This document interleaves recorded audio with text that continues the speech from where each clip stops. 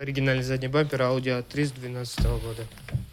Крепления все целые, есть неровность вот здесь. Есть неровность вот в этом месте. Небольшой прочес, не критично. Также есть неровность в нижней части бампера. Полка целая, ровная. Крепления все на месте, угол целый. Есть небольшая трещинка вот в этом месте. По лицевой стороне больше дефектов нету.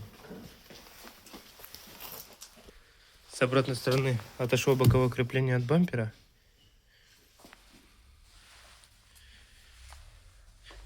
Место дефекта изнутри. Замятие. Остальное все целое, без повреждений.